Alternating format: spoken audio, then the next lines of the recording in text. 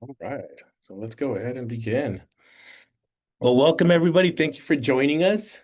Today, we have the honor of having Teresa Tedesco she's a Director of Student Services at Sage Oak, and we have Jody Cope, Director of Operations and Accountability for Sage Oak. And we're going to be having our webinar today about EL students and how they are making sure that they're starting out with a strong school year for EL students. So I'm Ruben Garcia. I'm one of the Learning Integration Specialists here at Parsec Education. Very happy to be here. Thank you, everybody, for taking time to join us. So Teresa and Jody, if you guys could go ahead and just introduce yourselves, just a little bit about your background, what you do at Sage Oak, please. Sure. My name is Teresa Tedesco. I'm the Director of Student Services at Sage Oak. I manage and support our Title I program, our ELD instructional program, counseling, mental health, SSTs, and 504 programs. I previously worked for Marietta Valley Unified School District, where I was a school psychologist. So I come from a strong special education background.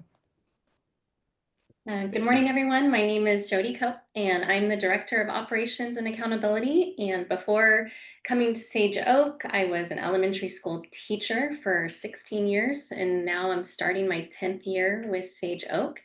As Director of Operations and Accountability, I oversee data analysis, our assessment, local and state assessment team, reporting, the LCAP, WASC, the SARC, all those things, and compliance and auditing. So I get the legal part of what Teresa gets to do. The fun Love it. stuff. That is amazing. So you guys basically wear a lot of hats. Yes. Awesome. Okay, well, can you tell us a little bit about Sage Oak? What is Sage Oak? Yes, I get the honor of doing that. So this last year, we celebrated 10 years in existence as Sage Oak Charter Schools. Right now, we have approximately about 230 teachers staffed. That does not include our classified staff. I'm not sure what that number is. We are a K-12 non-classroom based charter school, independent study charter school. We, right now, our enrollment for next year is slotted at over 5,500 students starting the year in 25-26, and we serve students in 9 counties. And very specifically to our EL population, 2% of those students are English learners, and 15% of those EL students also are students with disabilities. And we always have like a great new enrollment, so about 40% of students are new each year. That is phenomenal. That is amazing. And I know that you guys are non-classroom based. Yeah. So the big question here is, how do you start a strong school year for English learners when it's non-classroom based? So Jody and I work very closely together. We have a pretty strong partnership between our departments. So we will probably tag team a lot of these questions. So starting strong as it relates to supporting EL students is centered around communication. We focus on immediate engagement with EL students and families in the first few weeks of school.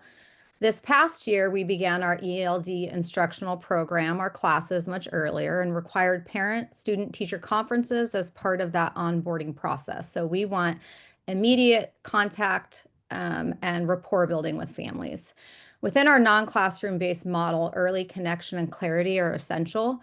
We want to establish rapport with families immediately and ensure they understand the support, what is available to them, what we're offering to support them throughout the school year. Some of the key components to a strong start include clear and fluid collaboration between leadership, so Jody, myself, and our teams on what support we're offering and how we are going to roll it out so we're successful, just ensuring that we're all on the same page. Supporting ELs is cross-departmental, ensuring our teams understand our goals as they relate to our strategic plan and ensure there is a clear understanding of everyone's role. Yeah, and I think even understanding the population we serve, right? So understanding that multilingual student, even the challenges being a non-classroom based, non-classroom based model represents.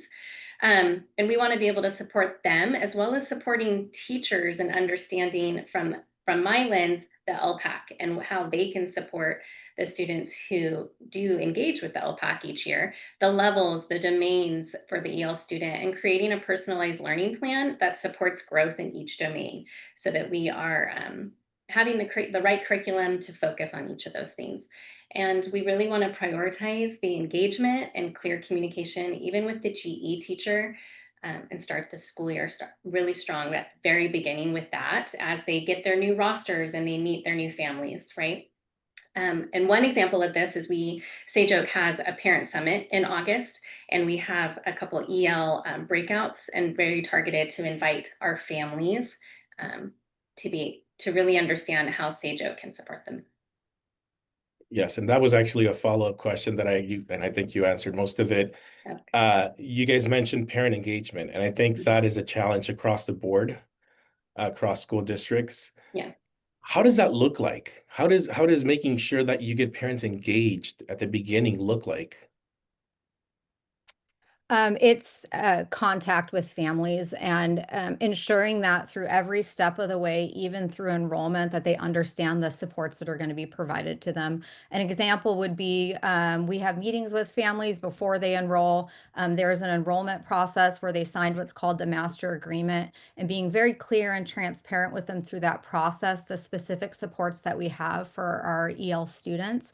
Once a student is formally enrolled and they are added to a teacher's roster, that's when we begin that like true rapport building and communication with them. We very much want all of our families, our EL specific because they have individualized needs, to feel the strong partnership with the school, to feel like they understand what supports we're providing to them. How do you reach out to people when you need support, and also support the teacher? So really come alongside everybody as a team. And, some families might find over communication annoying, but at the end of the day, I think they feel the support from the school and that we are all working together as a team. So, one thing we rely on heavily in that rapport building process is gathering street data from students. So really understanding the family, their personalized story, their educational history, what language is spoken in the home, and what are parents' English language capabilities. So relying on all of that to build relationships with families. So it's being very intentional on how we reach out and communicate. Thank you, And with Teresa. each of and we have 3 programs, so I probably should have said that at the very beginning. We have our Personalized Learning Academy, Independent Study students. We have our Virtualized Learning Academy, which is guided instruction, logging in onto the computer with the teacher, and then our high school, right? So each of those levels present different needs of parent engagement. And in our PLA, our Independent Study, our GE teacher assigned to this family is in lots of communication. They meet them in person each month, but beyond their learning period meetings monthly, they're communicating via phone, with email, with chat, and in having in games and everything that goes on in a learning period meeting, really just getting to know the needs of the student. And in the Virtual Learning Academy, differently, they're actually engaging like we are right now, right? Several times throughout the week in small group and in large group. So we try to, with each program, that presents different communication and engagement processes. Got it. Okay, so it's not a cookie cutter approach. We can't do that. Absolutely not. And even if I was a GE teacher and Teresa was another GE teacher, each student is different, right? And each family has different needs. So that's where that street data is super important, and how to engage and communicate with each family is different. Yeah. And Yes, that is amazing. I think that's the beauty of the non-classroom based model. I think what sometimes people miss is that nothing is cookie cutter. Like we have the ability to be creative in everything that we do. And so we really lean into understanding our students and families and providing them a personalized approach to education.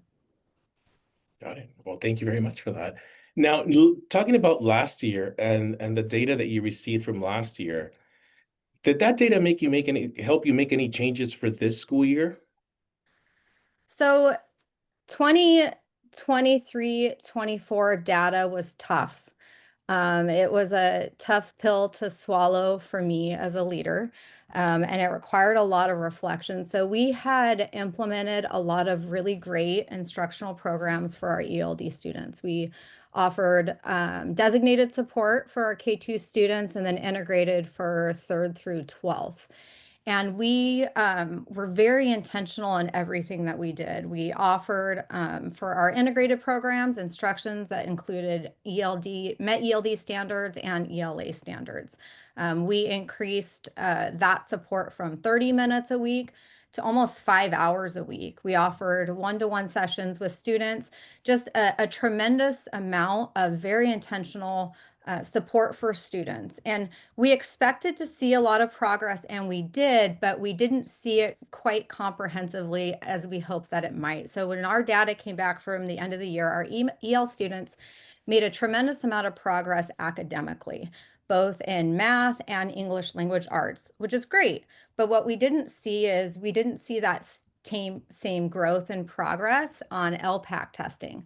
So we had a lot of kids that were close to being able to be reclassified academically, but didn't demonstrate those same English language acquisition skills on the LPAC assessment. So I that was like a hard pill to swallow as a leader. I really had to you know, not that I have a big ego, but I really had to put my ego aside and come together with my team and figure out what happened. What did we miss? What did we not plan for? Should we have pivoted differently during the year? And I think the hardest thing was that the instructional component of it was great. So we didn't want to change that. And I think like when you look at data, sometimes you have to, when you're trying to deep dive into it and take apart all the pieces to problem solve it, you also have to be comfortable sitting on bad data for a little bit, because as it relates to instruction, we know that that program's working. So it's reasonable to assume that at some point that LPAC data will start to improve as well. So we didn't want to go in and flip the whole table upside down and change everything because it's not working. We kept that component, and then Jody and I and our teams, I mean, none of this is possible without our teams. We're sitting here sharing all of it, but really it's our teams are the champions of this. We deep dived into all of our testing practices. What is going awry as it relates to the LPAC testing? So with that, we found that we weren't preparing for the test in the manner that we probably should. So in regards to our instructional programs, we focused on making sure that our students were engaged, that they were attending the classes, that we had good rapport with families, right? We built relationships with them, but we also wanted to weave in interim assessments, LPAC prep, and really designate a portion of those classes to prepare students for the LPAC. So when they approach that assessment, they feel comfortable. They understand the test seems familiar to them. That's extremely important when students are taking assessments. And then the other component is we tore apart our testing data. And by that I mean is Jody's team, they picked apart every component of that data. They picked apart the assessors, like what was the average score of the assessor? What was the average time of test for each student? What was the time of day? What was the relationship like? What were the behavioral observations? And from that, you know, in comparison to what the state says LPAC testing should look like, we made some pretty significant tweaks and adjustments to the environment that we offered the LPAC assessment. And fingers crossed, we saw significant growth, or we suspect that we did. And we're not allowed to share anything yet. It's not published by the state, but we really saw that, you know, so it was a partnership between she and I, sitting on what, you know, even if the data wasn't good, sitting on what we know is research and evidence-based and sticking with it, but really letting data guide what we needed to modify and adjust as it relates to the environment of the test and how that's delivered to students. Yeah, and I can just add two other themes. One specific theme we coached our assessors that are GE teachers too, right? So they're an LPAC examiner and they're in on their small groups. We also coach them to not be constricted by a time frame. So it was, if the student needs more time, then we can reschedule other things, but it was really student first. And sometimes we can get so caught up in our own scheduling and I have my next one coming in. And so we really wanted to be student minded in the time frame provided, and we coached them in that. And then one thing amazing that our LPAC assessment coordinator did, Lorinda, I think she's even on the call today, is she set out as a goal for herself to meet one-on-one with each English learner student testing on the LPAC to show them their previous scores, just set some goal setting, some having some conversations, and that really, I think, highlighted their engagement. They were like, okay, I know this is a test, but it's not scary, and this can impact, you know, whether or not your future years, and depending on what you can result in. It was very casual, it was very friendly, and that built that rapport that I think was super important. That it, you know, it eliminated the scare from the LPAC test. Got it. So you mentioned something that is was very powerful, that the data wasn't what you expected. You know, it wasn't there. And sometimes it's tough. It's tough to see those numbers. And I think it's tougher to communicate that to your team sometimes. Mhm. So my question is, how do you communicate that, and how do you support them with it? How do you not just say, well, you know, we didn't get where we wanted to? How do you make it in a positive way so it encourages them to keep going? Well, nothing is personal. I think that like our teams are great with understanding that we can do everything in our power and within our knowledge and skill set to create programs for students that we think will have the, you know, most positive outcome. But at the end of the day, they're still a little person, you know, they're not a data point. Yes. So I think it's removing that, you know, that data defines who they are. It also doesn't define the work that we do, but we have to have the ability to be flexible and pivot. And I think that, you know, it was hard to have that data. And I think we all probably, Jody will probably agree, it wasn't hard personally. It was hard because we saw so much growth within our classrooms, and we saw so much growth, and parents were so happy with the program that we provided. So that like really filled our professional bucket. And I think it was more highly motivating to problem solve. Okay, now what do we need to do next? Where do we need to go next? So, not taking any of it personal and knowing that we're doing everything we can to problem solve the unique needs of an EL student, but knowing sometimes, you know, they don't always respond how we hope that they might. And using that as our motivating factor rather than like sitting in it and, you know, letting our ego take part in like how it makes us feel. Yeah, and Yes. longevity is important too, right? So with new students, we continue to grow our EL population every year. So they're coming new to us each year in an increasing number. So even things we're putting in this year, year two, we might not see the effects for another year, even because they have to sit in some of the strategies that we are implementing. The EL teachers, the curriculum, and all the things that we're doing one-on-one and in small group with them, we're not going to get the quick fix. And I know it stung a little bit because we were hoping for it, right? But I think Yeah. now that we're in year two, we are projected to have seen a lot of growth. And so we know we're on the right track, and we just want to keep improving.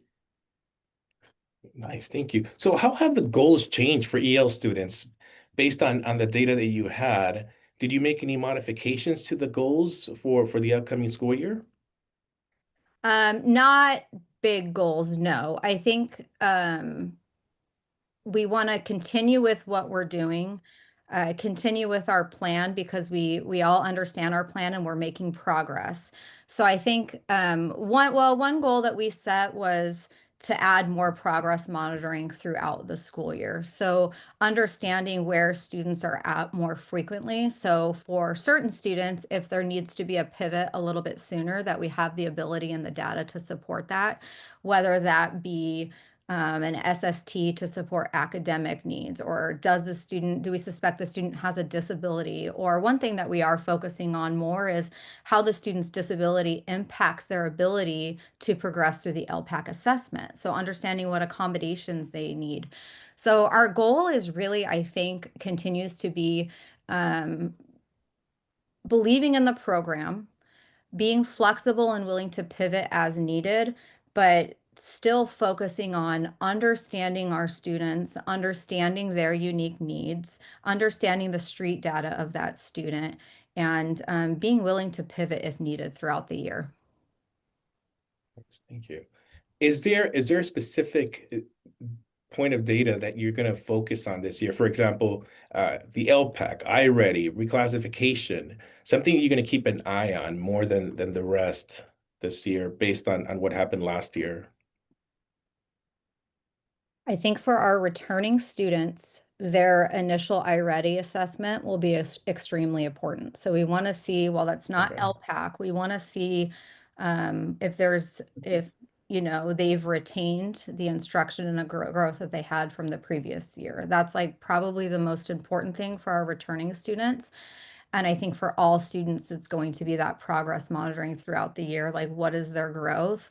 And then we want to monitor their engagement in the interim assessment, monitor their engagement in the LPAC boot camps that we provide, and their engagement in the interim assessment, and focus on additional supports that they might need from that test. That would probably be, in my mind, the most important data points that we'll focus on.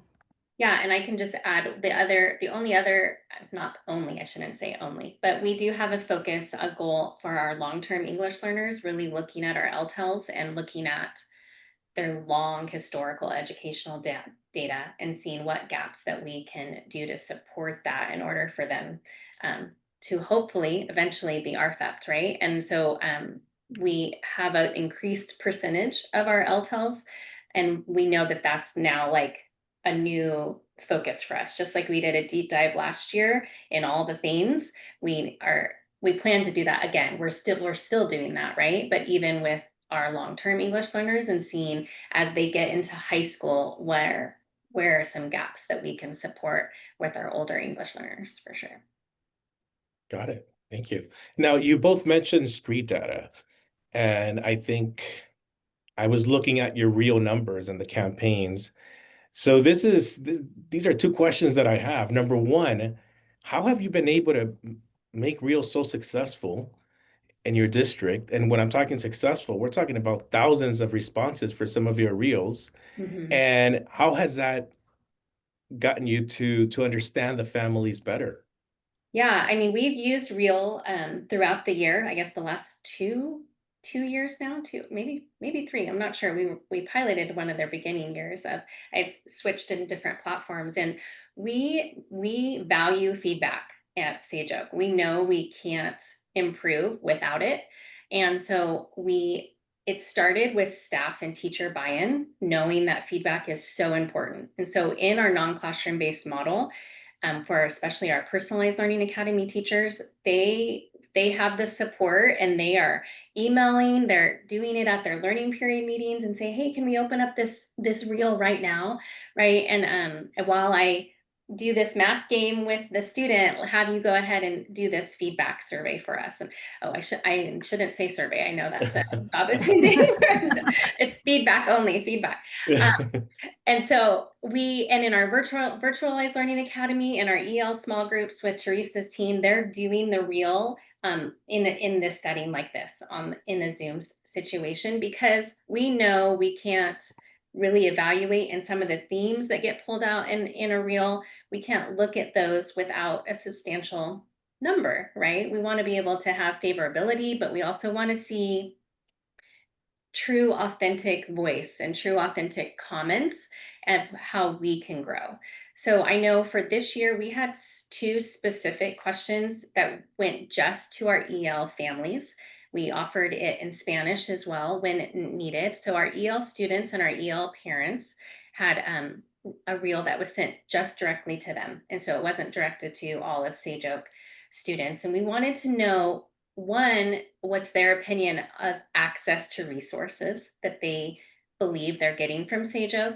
And then also, what are those resources, or what are the resources that you like? So in a normal feedback, you get like, hey, give me the resources, and it could be yes or no questions, right? But we really benefit from the Reel in seeing they have all those different options to be able to really respond the way that they want to, and go further and go deeper. And so we learned that while our students did feel, and students and families both scored very favorably, over 90% in their responses, that they do have access, they know what those are, but there's still some gaps, because I was able to see some of the themes that really showed they know what the learning tools are, but we can communicate that better and really even improve upon equity in all resources. And so, well, they highlighted some great teachers, and they highlighted some apps they're using, and different tools that they have. We really wanted to then be able to evaluate and see what are we doing and how can we improve on those resources, because access is super important. And that actually, tying into our LCAP goal, we also have. So we are using Real to show our students have access and what we can learn from that. Yes, and I think what you mentioned earlier about test scores not being where you wanted them to be, which is the quantitative data, but then the qualitative data showed, otherwise, showed that students are succeeding, they are Yeah. growing in the classroom, they enjoy being in your classrooms. I mean, they enjoy those lessons, so I think it's really important to integrate those two. So no, yeah, thank you, Jody. Yeah. Now, when it comes to Parsec Analytics, if you could tell us a little bit about how is it that you used it last year, and what are things that you're planning to change? What is it that you want to improve on that you might say, you know what, we weren't doing this with analytics last year. I think this year maybe we should start, looking into it. That's a good question. I don't know if I'm at the point now to know how we might change how we use analytics. We have our assistant director in data and accountability is amazing in using the analytics platform, and we use that to direct all. I mean, we are definitely a data mindset school, so that's even something that phrase we put in with our PLCs and with our teachers, and so we work closely with the Parsec analytics team, right? And to just really be able to highlight, to see where those gaps are in the state scores, the local scores, the enrollment population, the student groups, all the themes, and how we can really advance them, right, in finding a specific need. But we'll have data talks often in our PLCs, in our summit, and that conversation, it's really driven by what the data analytics can offer. Awesome. So how is it that you're able to keep teachers, intervention specialists, teachers on special assignments, support staff, everybody aligned to those EL priorities for the entire year? The primary way we do that, I mean, there's a lot of ways, but as a school, professional development. So school-wide, we meet in August and we meet in March in what's called our summit. And as part of that, we always create moments to ensure that our ELD programs are shared, that teachers and support staff have the opportunity to ask questions, and they understand what our school-wide goals are as it relates to our strategic plan and our LCAP. So everybody's on the same page with understanding our multilingual student and what are the programs that we're offering, and they know who to reach out to if and when they need support. On a smaller, like more intimate level, the MTSS team, which is like our Title I programs, our intervention specialists, our ELD teachers, we do what's called data talks, and we do it once a month. And we sit down with grade bands, sit down virtually with grade bands, and we invite our coordinator, or actually she's the assistant director of student services now, and she manages all of our intervention, ELD, and Title I programs. Our student services coordinator, who is our 504 and SST coordinator, and we meet and we walk through all of their data, and we talk about the street data, what are the things that might be impacting the student, satellite and map. And that is how we're in a more intimate level on the same page of not just what's going on with the classroom, what we're offering, but how is the student doing? What are the things that we need to do to pivot and adjust? So we focus on, like, our meetings are planned in a very intentional way. We want to ensure that the agenda has substance to it, that it means something for the student that we're supporting. So professional development, meetings, data talks, data walks, and we provide training throughout the year at all of our PLCs. You should add, Teresa, I know we haven't mentioned it yet, but even like the equity tracker and how we are using Elevation this year, I think that's a big part of team alignment. Yeah, so we adopted a program called Elevation, and it is an EL student data management system. So within that, it includes the student's performance on local assessments, on the CASP assessment, LPAC scores, including historical performance on all of those things. And it also includes an ELD plan. So we go in and we create what modifications or supports does that student need to support progress through ELA and ELD standards. And it includes, progress monitoring with teachers, things that they'll fill out so that we have like that compliance component to it. And it also creates a very FERPA compliant data management system for the student that all educational partners have access to. So that's one thing. The other thing is the equity tracker. When we, after 23, 24, when we looked at student data, and we realized we had to make some pivot and adjustments on the instructional component part. We recognized in this model, we need to ensure that all students have equitable access to English immersion moments in their day.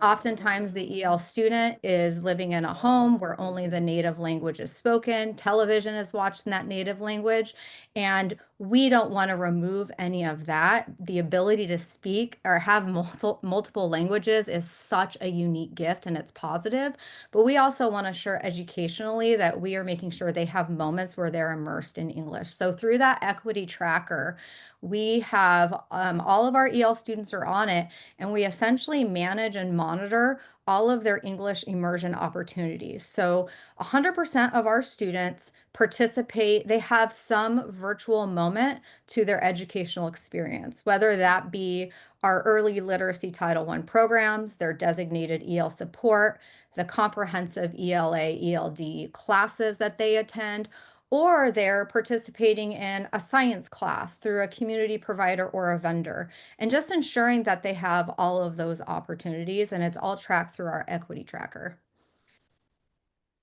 So thank you, Teresa. So I'm thinking about being a non-classroom based setting and designated versus integrated ELD. How does it look like? How do you make sure that there's differentiation and there's also alignment with those? So this is where we have the unique opportunity to nothing is cookie cutter. So we really looked into what we felt as educators was best for the students. So for our K-2 student population, they all participate in designated EL support. But with that, we want to ensure that we're not just preparing them for the LPAC assessment and, language acquisition. We want to make sure that they're supported academically and making progress towards grade level standards. So if the K-2 student is even like mildly below grade level on the iReady assessment, we offer them our Orton Gillingham small reading groups, which is through our Title I program. So they're receiving designated support as well as academic support.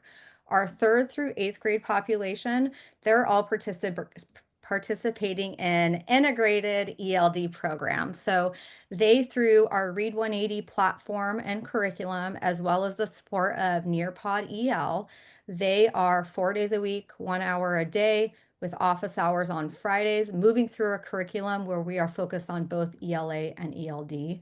Our high school students, inclusion in typical high school classes is the name of the game. So we offer them tutoring support, Nearpod EL, one-on-one office sessions if needed to ensure that they're making progress.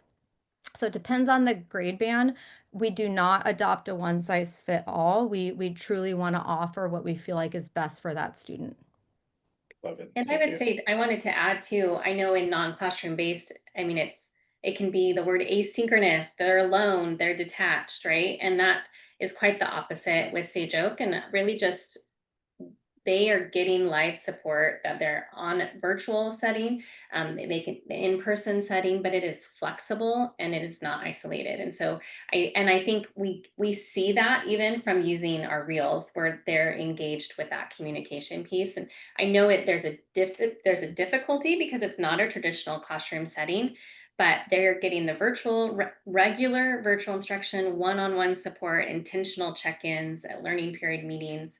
And there's just, like Teresa's already said, layers of scaffolding that are very tailored and student-centered. And so to do non-classroom based well, we would have to do that. And we believe Sage Oak does that.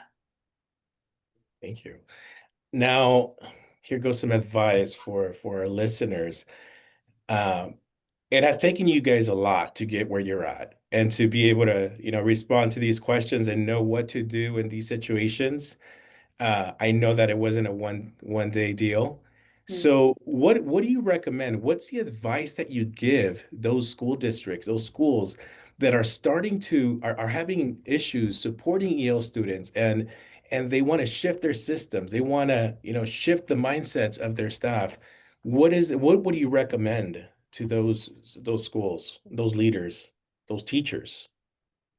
My first recommendation, which I think would be like the driving force behind all of the changes, is knowing your student. And that sounds like such a generic answer, but really understanding the students that you're supporting, not just looking at them like as a data point, but when you take into consideration satellite map and street data, it really paints the picture of the whole child.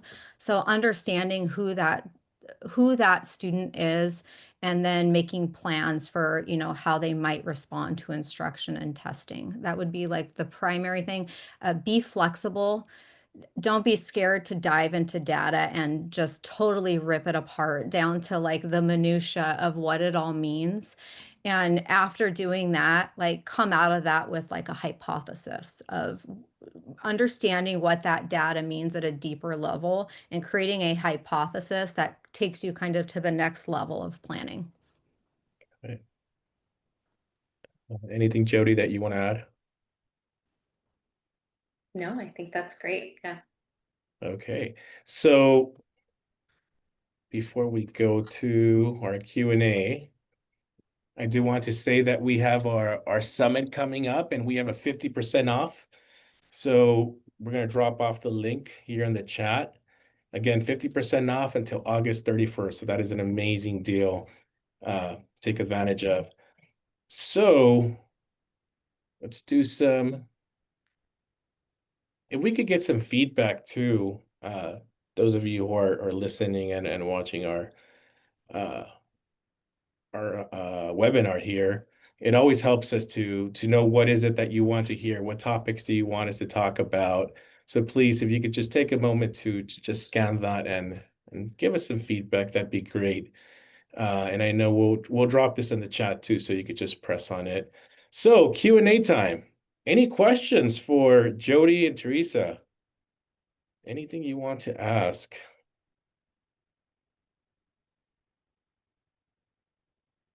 Don't be shy. You could come off speaker and you could turn on your speaker and just your microphone, I'm sorry, and just ask away, or you could type it in the chat, whatever works for you. They're ready for any question, right?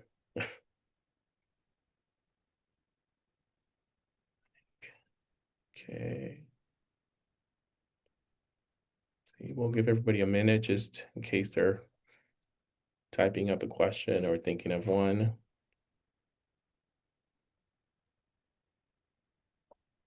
So, and Jody, Teresa, when do you guys start your new school year? Teachers come back, well, August 1st. So August, the first day of school, I believe, is August 25th. 25th? I'm looking. Yeah, 25th, August 25th. Awesome. That's great. It's Yeah. coming up. Okay. Well, I don't think we have any questions. So again, thank you everybody for joining us. Jody, Teresa, it was a pleasure having you here as guest. Thank you for all the information you shared. We truly appreciate it. And everybody else, like I said, if you have any topics you would like for us to talk about, please drop them in the chat and we'll make sure to take care of it. Okay, So thank you. Thank you. Have a great awesome. day. Well, thank you, everybody. Have a great rest of your day.